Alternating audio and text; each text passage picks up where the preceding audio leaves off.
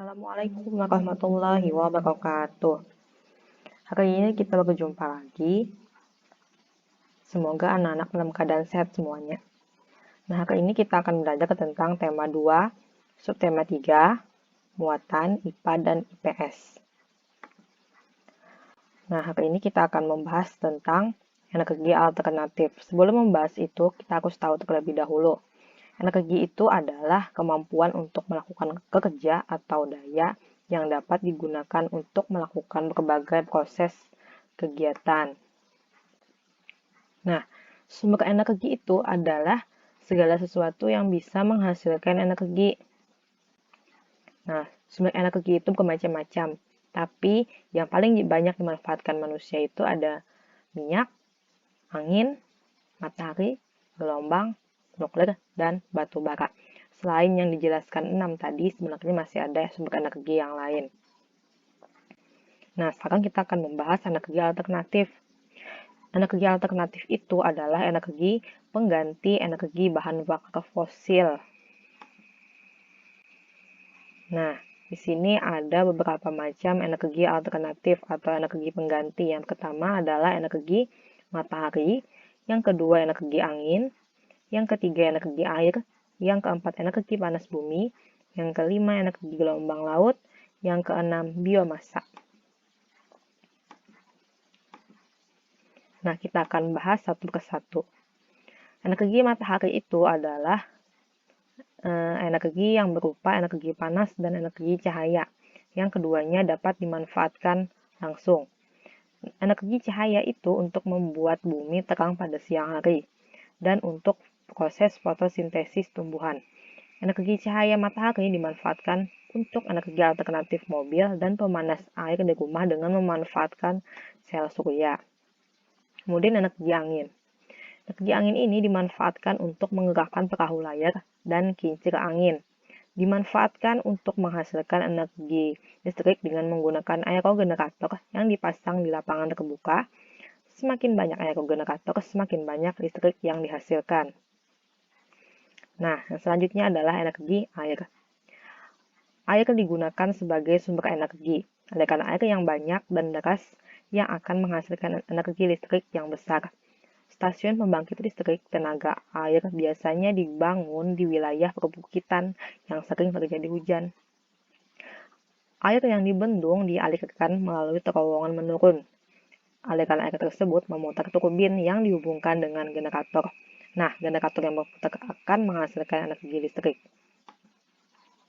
Kemudian ada energi panas bumi atau yang disebut dengan geotermal. Energi panas bumi itu adalah panas yang terdapat di dalam bumi. Biasanya, panas bumi itu muncul akibat aktivitas gunung berapi atau disebut dengan aktivitas vulkanik. Terdapat 3 sumber panas bumi, yaitu uap alam, air panas, dan batuan kering panas. Sejauh ini, uap geotermal itu telah dipakai, terutama untuk pembangkit listrik. Namun sayangnya, proses pengolahan panas bumi menjadi energi listrik dengan menggunakan panas bumi ini memerlukan biaya yang lebih besar dibandingkan dengan menggunakan batu bara. Nah, yang selanjutnya adalah energi gelombang laut. Prosesnya dengan memanfaatkan gerakan turun naik atau bergulung-gulungnya ombak menjadi energi yang digunakan untuk menggerakkan turbin sehingga membangkitkan listrik. Nah, selanjutnya adalah biomasa. Biomasa itu adalah massa tumbuhan atau kotoran hewan yang dapat memberikan energi, baik dengan dibakar langsung maupun setelah diubah menjadi bahan yang pembakarnya lebih mudah. Sumber energi biomasa itu berasal dari makhluk hidup, termasuk diantaranya adalah sisa atau pembuangan dari manusia dan hewan. Instalasi biomasa dapat dibangun dari tangki kotoran manusia dan hewan. Gas yang keluar dari instalasi ini disebut dengan biogas. Nah, ini adalah contoh biomasa. Nah, ada beberapa keuntungan dan juga ada kerugian penggunaan energi alternatif.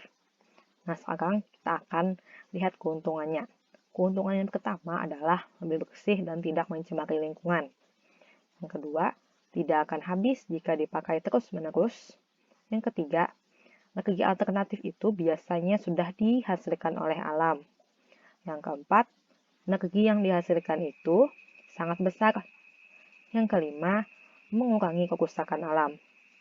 Sedangkan kerugian penggunaan energi alternatif adalah tergantung pada musim, membutuhkan teknologi yang tinggi untuk pengolahannya, serta membutuhkan biaya yang besar untuk memperolehnya. Nah, selain biomasa, ada lagi energi alternatif lain, yaitu biofuel. Biofuel itu adalah energi yang berasal dari bahan-bahan nabati atau tumbuhan, seperti minyak bumi, tanaman jarak, jagung, dan lain-lain.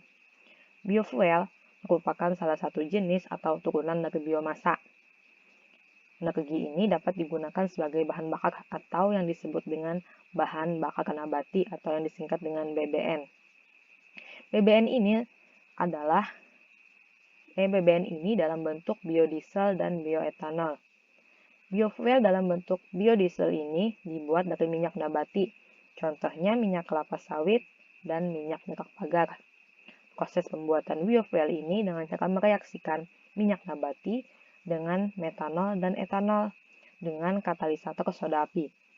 Nah, kelemahan biofuel ini adalah tidak cocok dipakai untuk kendaraan bermotor yang perlu kecepatan yang sangat tinggi. Nah, sekarang muncul pertanyaan, di mana biofuel itu dapat digunakan? Nah, biofuel itu sering menjadi alternatif untuk bahan bakar konvensional yang digunakan untuk menyalakan bensin kendaraan kita. Namun sebenarnya biofuel itu dapat dimanfaatkan untuk semua kebutuhan energi manusia. Nah, penggunaan biofuel itu meliputi sebagai transportasi, sebagai bahan bakar mobil, bus, sepeda motor, kereta api, pesawat terbang, dan kendaraan air. Kemudian untuk pembangkit listrik yang digunakan di peralatan listrik serta untuk pemanas, yaitu kompor dan peralatan memasak lainnya. Nah, apakah biofuel itu merupakan alternatif energi yang tepat? Nah, biofuel seperti etanol menghasilkan karbon dioksida hingga 48% lebih sedikit daripada bensin konvensional yang kita pakai selama ini. Sementara penggunaan biodiesel hanya melepaskan seperempat jumlah karbon dioksida yang dikeluarkan diesel konvensional. Hal ini menjadi pilihan yang jauh lebih ramah jika dibandingkan dengan bahan bakar fosil yang kita gunakan selama ini, misalnya bensin. Tidak seperti bahan lain yang tak terbaharui, biofuel ini dapat diproduksi terus-menerus karena kita selalu dapat menanam lebih banyak tanaman untuk menjadi bahan bakar. Nah, sekian materi dari Ibu, semoga dapat dipahami. Ibu akhiri dengan ucapan Assalamualaikum warahmatullahi wabarakatuh.